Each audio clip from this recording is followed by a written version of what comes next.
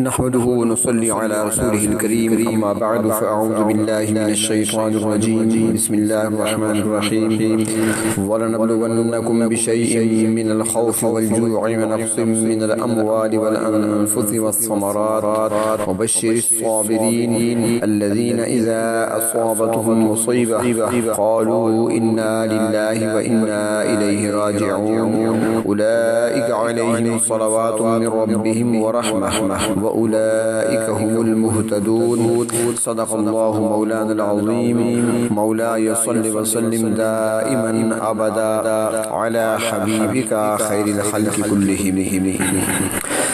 آج درس نمبر 108 ہے اور سورۃ البقرہ کی آیت نمبر 155 156 157۔ انسان جب ترقی کی منازل طے کرتا ہے تو ترقی کی منازل کو طے کرنے کے لیے یعنی ترقی حاصل کرنے کے لیے اس کو چند منازل کو طے کرنا پڑتا ہے، اور ان میں سے تہذیب اخلاق اور اس کے اصولوں کا بیان یہاں پہ ہو رہا ہے، جس کی تفصیل پہلے عرض کی جا چکی ہے۔ اور تہذیب الاخلاق کے 5 بڑے اصول یہاں پہ بیان کیے گئے۔ اللہ رب العزت کا ذکر اور اس کا شکر، یہ 2 پہلے گزر چکے ہیں۔ پھر تیسرا بڑا اصول صبر ہے جس کا بیان یہاں چل رہا ہے۔ چوتھا اصول دعا ہے جو بھی آج کے درس میں شامل ہے، اور 5واں اصول وہ شعائر اللہ کی تعظیم ہے جو انشاءاللہ کل کے درس میں آئے گی۔ تو یہاں پر صبر کا بطور خاص ذکر فرمایا گیا ہے۔ پہلے تو یہ بتایا گیا کہ انسان اپنی جان کی قربانی دیتا ہے اللہ رب العزت کے دین کی سربلندی کی خاطر اور اس کے دفاع کی خاطر۔ بہت بڑی قربانی ہے جب انسان اپنے آپ کو پیش کر دیتا ہے اللہ کے حکم کے آگے سرنگوں ہو جاتا ہے۔ اور اس کے بعد موت کے بعد کچھ مصیبتیں چھوٹی دنیا میں بھی آتی رہتی ہیں جن کے ذریعے سے اللہ تبارک و تعالی اپنے بندوں کو آزماتے ہیں۔ یہاں پر ان آزمائشوں کا تذکرہ فرمایا کہ وہ آزمائشیں کیا ہوتی ہیں اور کیسے ہوتی ہیں۔ تو یہاں پر اللہ تبارک و تعالی نے فرمایا کہ البتہ ضرور ہم تمہیں آزمائیں گے، اور کس چیز میں؟ تو فرمایا کہ خوف میں بھی تمہاری آزمائش ہوگی۔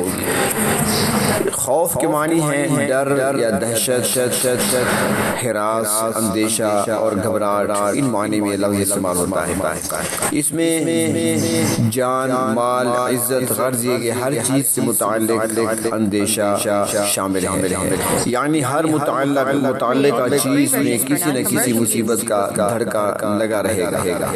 صاحب ایمان اس خوف کے باوجود صبر کے ذریعے امن کی حالت میں اس طرح رہے گا کہ اللہ تعالی ہر کام اپنی حکمت اور میری مصلحت کے مطابق ہی کرے گا۔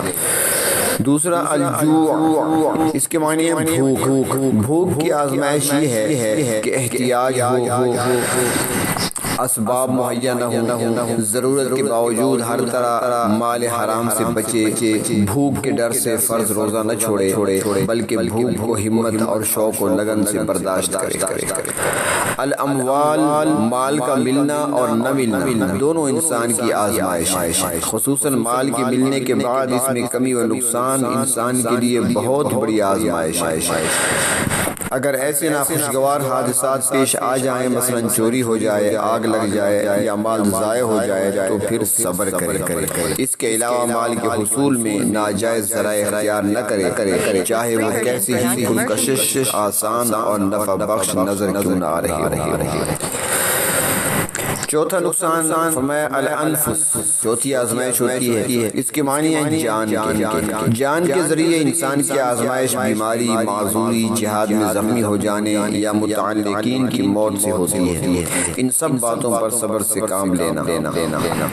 5ویں آزمائش فرمایا الثمرات، اس کے لفظی معنی تو پھلوں کے ہیں لیکن یہاں اس کے عموم میں بہت ساری چیزیں شامل ہیں، مثلا پھلوں میں کمی، انسانی اولاد میں کمی، نیک نامی اور ساکھ میں کمی، ان کے ذریعے بھی انسان کی آزمائش ہوتی ہے، اور دیکھا جاتا ہے کہ انسان صبر و تحمل، برداشت و بردباری سے کام لیتا ہے یا ہائے ہائے اور واویلا مچا کر بے صبری کا مظاہرہ کرتا ہے۔ بہرحال یہاں اہل ایمان کو تعلیم دی ہے کہ وہ ان آزمائشوں کے مقابلے میں صبر کریں۔ حدیث شریف میں آتا ہے، جناب رسول اللہ صلی اللہ علیہ وسلم کا ارشاد مبارک ہے سنن ابن ماجہ میں کہ آدمی کا امتحان اس کے دین کے بقدر ہوتا ہے۔ ان آزمائشوں کو ہلکا کرنے کے حوالے سے یہاں چند باتیں وہ ذرا توجہ طلب ہے۔ پہلی بات، اللہ تعالیٰ فرماتے ہیں کہ یہ آزمائشیں ہماری طرف سے آتی ہیں، ظاہر ہے کہ حکیم و شفیق پروردگار کی طرف سے آزمائش بندہ مومن کے حق میں خیر و بھلائی ہی ہے۔ دوسرا، اللہ تعالیٰ نے بے شیء فرما کر اسے مزید ہلکا اور آسان کر دیا کہ بندہ کی کل ملکیت پر نہیں بلکہ اس کے بہت تھوڑے سے حصے پر آزمائش آئے گی۔ تیسرا، اللہ تعالیٰ نے پہلے سے خبر دے دی ہے کہ آزمائشیں ضرور آئیں گی، اگر کسی واقعے کے پیش آنے سے پہلے یہ بات پیش نظر رہے کہ ایسا بھی ہو سکتا ہے، یہ نتیجہ بھی نکل سکتا ہے، تو پھر صبر کرنا آسان ہو جاتا ہے۔ اور چوتھا، صبر کے نتیجے میں رحمت، مہربانیاں اور ہدایت ہونے کی سند حاصل کرنے کی خواہش پیدا فرما کر اس آزمائش کو بالکل ہلکا کر دیا گیا ہے۔ اور ان تفصیلات کا ہرگز یہ مطلب نہیں کہ اللہ تعالیٰ سے آزمائش مانگی جائے، اللہ تعالیٰ سے عافیت ہی مانگنی چاہیے۔ البتہ اگر کوئی آزمائش آ جائے تو اس پر صبر و تحمل اور ثابت قدمی سے کام لینا چاہیے۔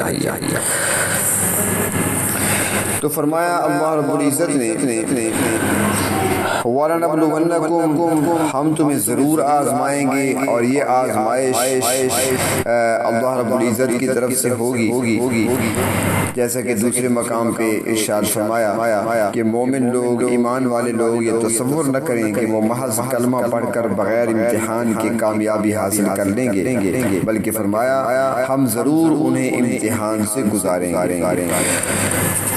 تو دین جس کا مضبوط ہوگا اس کی آزمائش بھی اتنی کڑی ہوتی ہے، دین جتنا کمزور ہو آزمائش بھی کمزور ہوتی ہے۔ لیکن جن کے دل اللہ رب العزت کی محبت سے روشن اور منور ہوتے ہیں، آزمائشیں ان پر آتی ضرور ہیں لیکن وہ دل پر اثر انداز نہیں ہوا کرتی۔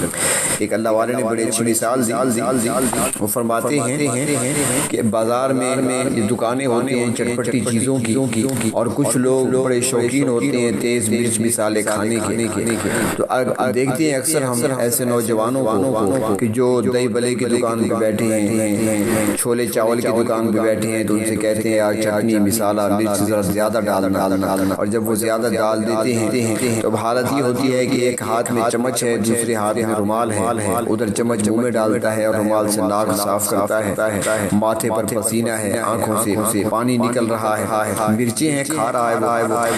اب اگر کوئی آدمی اس کے قریب آئے، اس سے آ کر کہے کہ بھائی جان آپ کیوں رو رہے ہیں، تو وہ کہے گا بھائی میں تو نہیں رو رہا، وہ کہے گا بھائی آپ تو رو رہے ہیں، آنکھوں سے پانی بہ رہا ہے، آپ بار بار صاف کر رہے ہیں، ناک سے پانی نکل رہا ہے، یہ تو علامت ہے رونے کی، آپ رو رہے ہیں۔ تو وہ جواب میں کہے گا میرے بھائی آپ کو رونا نظر آتا ہے، میں رو نہیں رہا بلکہ مجھے تو مزہ آ رہا ہے۔ تو جو اللہ والے ہوتے ہیں، جن کے دل میں اللہ رب العزت کی محبت سما جاتی ہے، جو صبر کا دامن تھامے ہوئے ہوتے ہیں، وہ پریشانیوں کے اندر بھی ہوتے ہیں لیکن ان کو لوگوں کے سامنے تو پریشانی ہوتی ہے لیکن وہ مزے لے رہے ہوتے ہیں۔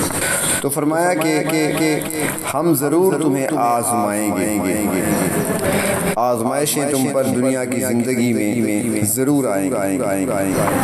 وہ ایک کسی نے کہا ہے نا کہ طوفان کر رہا تھا میرے صبر کا طواف، دنیا سمجھ رہی تھی کہ کشتی بھنور میں ہے۔ تو ان لوگوں کو وہ آزمائشیں جو ہوتی ہیں ان کے دل پر اثر انداز نہیں ہوا کرتی۔ ہاں آزمائش ہوتی ضرور ہے لیکن ان کے دل اللہ رب العزت کے آگے جھکے ہوئے ہوتے ہیں، اطاعت والے ہوتے ہیں اور اللہ کی رضا پر وہ راضی ہوتے ہیں۔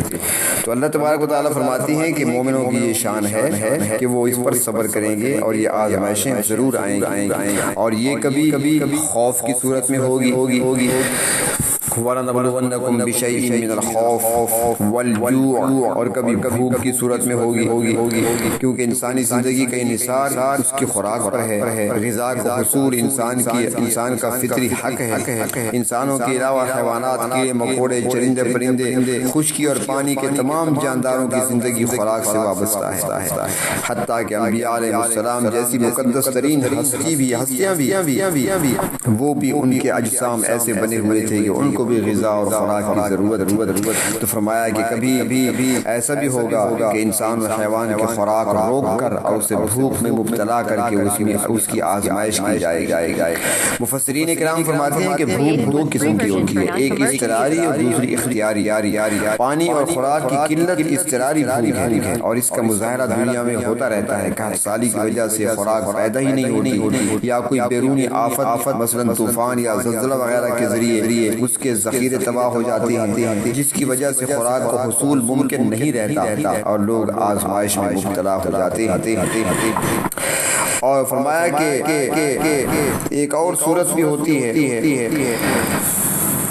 اور وہ یہ ہوتی ہے کہ اللہ رب العزت کی طرف سے کچھ احکام ہیں، مثلا جس مثال کے طور پر روزہ ہے۔ اب سب کچھ ہونے کے باوجود انسان کھا نہیں سکتا، انسان نے کھانا نہیں، تو یہ اختیاری بھوک ہے، وہ اضطراری تھی اور یہ اختیاری ہے۔ پانی خوراک موجود ہے لیکن صبر کرنا ہے، بھوک کو برداشت کرنا ہے۔ یہ بھی اللہ رب العزت کی طرف سے ایک آزمائش ہے کہ کون اس آزمائش میں پورا اترتا ہے۔ اور تیسری صورت فرمایا وَنَقْصٍ مِّنَ الْأَمْوَالِ وَالْأَنفُسِ، یعنی مال و جان کا نقصان ہے۔ انسانی معیشت کا دار و مدار ان دو چیزوں پر ہے۔ انسان مال کے ساتھ کاروبار کرتا ہے، تجارت ہو یا زراعت ہو، تو یہ سارے امور انجام دینے کے لیے افرادی قوت کی بھی ضرورت ہے۔ لہٰذا اگر جان یعنی افرادی قوت اور مال یعنی روپیہ پیسہ، گائے بیل بھینس اونٹ بکری وغیرہ، اگر ان میں کمی آ جائے تو انسانی معیشت کو نقصان پہنچے گا۔ لہٰذا یہ بھی آزمائش کا ایک ذریعہ ہے۔ تو اللہ تعالیٰ فرماتے ہیں کہ ہم جان و مال میں کمی کر کے بھی لوگوں کا امتحان لیتے ہیں۔ آگے فرمایا والثمرات، اور پھلوں میں کمی کے ذریعے سے بھی آزمائش آتی ہے۔ کسی سال فصلوں میں غلہ یا درختوں پر پھل زیادہ آتا ہے، کسی سال کم آتا ہے اور کسی سال بالکل نہیں آتا۔ غلہ اور پھلوں کی فراوانی یا کمی قبضہ قدرت میں ہے، لہٰذا یہ بھی ایک آزمائش کا ذریعہ ہے۔ اور بعض حضرات فرماتے ہیں کہ ثمرات پھل یعنی پھل کی کمی کو فرماتے ہیں کہ اس سے مراد انسانی اولاد میں کمی ہے، کیونکہ اولاد انسان کا ثمر ہوتا ہے، پھل ہوتا ہے۔ بعض اوقات افزائش نسل انسانی میں کمی واقع ہو جاتی ہے۔ تو اللہ تبارک و تعالیٰ فرماتے ہیں کہ ہم تمہیں آزمائیں گے، آزمائشیں تمہاری ہوں گی، مختلف چیزوں میں مختلف اوقات میں تم کو آزمایا جائے گا۔ وبشر الصابرین، اور فرمایا کہ خوشخبری سنا دیجئے صبر کرنے والوں، جو ان آزمائشوں پر پورے اترتے ہیں اور ان آزمائشوں پر صبر کرتے ہیں، تو فرمایا کہ ان کو خوشخبری سنا دیجئے۔ اور یہ کون سے لوگ ہیں؟ فرمایا الذین اذا اصابتهم مصیبہ، یہ صبر کرنے والے وہ لوگ ہیں جن کی صفت یہ ہے کہ جب ان کو کوئی پہنچتی ہے مصیبت، قالوا انا للہ وانا الیہ راجعون، تو وہ کہتے ہیں بے شک ہم اللہ ہی کے لیے ہیں اور بے شک ہم اسی کی طرف لوٹنے والے۔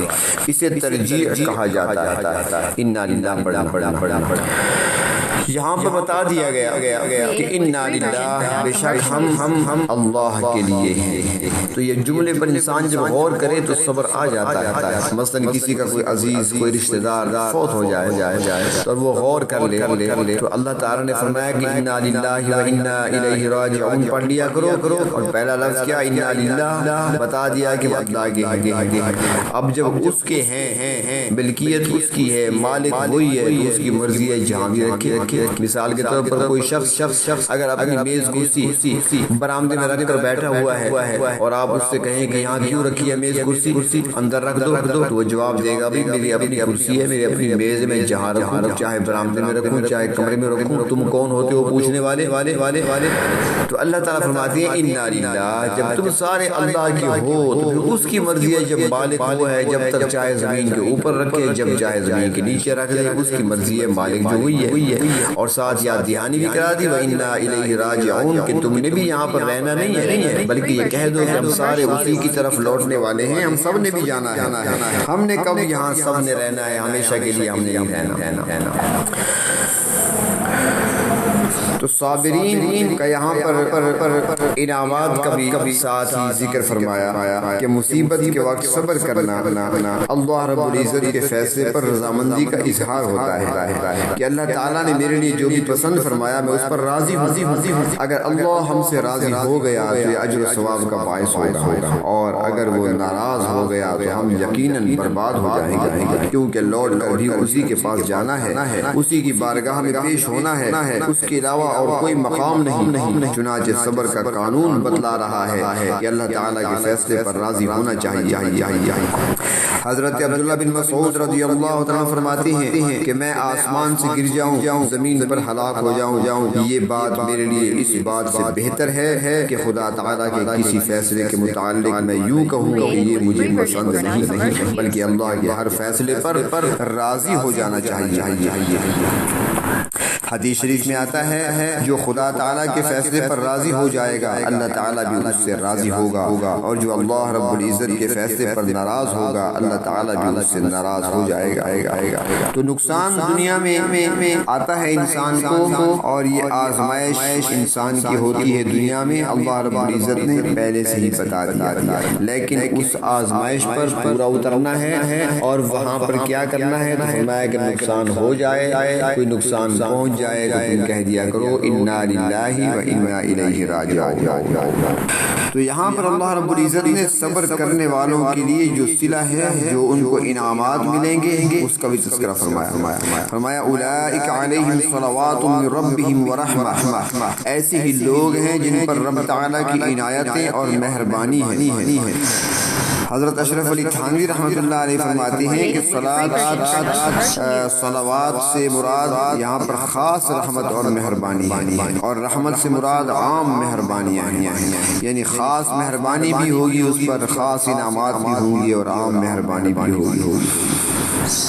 یہاں پر ایک بار اور بھی عرض کر دوں ساتھ کہ فرمایا گیا ہے کہ جب بھی انسان کو کوئی گزری ہوئی مصیبت یاد آئے جو پہلے گزر چکی ہے، تو اس پر اگر وہ یاد آنے پر پھر پڑھ لے انا للہ و انا الیہ راجعون، تو اس کو بھی پھر وہی اللہ رب العزت اجر عطا فرماتے ہیں، کیونکہ یاد تو آتی ہے نا، وہ عزیز ہوں، وہ رشتہ دار ہوں، وہ دوست و احباب ہوں، وہ اساتذہ میں سے کوئی ہو، کہ بھول تو نہیں جاتا انسان، بلکہ یاد آتی رہتی ہے، اور بعض اوقات تو ایسی آتی ہے کہ انسان بھولنے پر بھی بھلا نہیں سکتا۔ وہ جیسا کسی نے کہا ہے آئی جو ان کی یاد تو آتی چلی گئی، ہر نقش ما سوا کو مٹاتی چلی گئی۔ یاد آتی ہے تو فرمایا کہ جب بھی کوئی مصیبت گزری ہوئی یاد آئے، آزمائش گزری ہوئی یاد آئے، تو اس وقت بھی پڑھ لیا جائے انا للہ و انا الیہ راجعون۔ تو یہاں پر چونکہ صدمے پر صبر کیا ہے اس نے، اہل ایمان صبر کرتے ہیں صدموں پر، تکلیفوں پر، آزمائشوں پر، تو یہاں پر اللہ رب العزت نے 3 انعامات کا تذکرہ فرمایا، اولئک علیہم صلوات من ربہم ورحمہ واولئک هم المہتدون، یعنی کہ صلوات ایک، رحمت 2 اور ہدایت 3 نعمتوں کا اور انعامات کا اللہ رب العزت نے یہاں پر ذکر فرمایا ہے۔ یہ صابرین کی فرمایا۔ امام بیضاوی رحمۃ اللہ علیہ وہ فرماتے ہیں کہ لفظ صلاۃ کی نسبت جب اللہ تعالیٰ کی طرف ہو تو اس سے مغفرت مراد ہوتی ہے، اور رحمت سے مراد لطف اور احسان ہے۔ تو آیت کے 2 مطلب بتائے گئے ہیں، ایک یہ کہ ایسے لوگوں پر اللہ کی طرف سے رحمت اور برکت نازل ہوگی، اور انہیں اللہ رب العزت دنیا اور آخرت میں عزت کی زندگی عطا فرمائیں گے، اور دوسرا یہ کہ اللہ تعالیٰ کی طرف سے عام لوگوں پر جو مہربانیاں اور عنایتیں نازل ہوتی ہیں، اس میں تو یہ لوگ شریک ہیں ہی، اس کے علاوہ بھی ان لوگوں پر خاص مہربانیاں اور عنایتیں نازل ہوں گی۔ صبر کرنے والوں کے لیے اللہ رب العزت کی طرف سے رحمتوں کا انعام ذکر کرنے کے بعد فرمایا کہ ایسے لوگ ہی ہدایت پر ہیں۔ حضرت عمر رضی اللہ تعالیٰ فرماتے ہیں کہ اللہ تعالیٰ نے صبر کرنے والوں کے لیے رحمت کا وعدہ کرنے کے ساتھ ہی ان ان کے ہدایت یافتہ ہونے کا اعلان بھی فرما دیا۔ یہ دونوں باتیں صابرین کے لیے خیر ہی خیر اور نفع ہی نفع ہیں۔ اللہ رب العزت سے آزمائش مانگی نہ جائے، لیکن جب آ جائے تو پھر اس پر صبر کرنا چاہیے۔ اللہ تبارک و تعالی ہمیں بھی صابرین میں شامل فرمائے۔ وآخر دعوانا ان الحمد للہ رب العالمین۔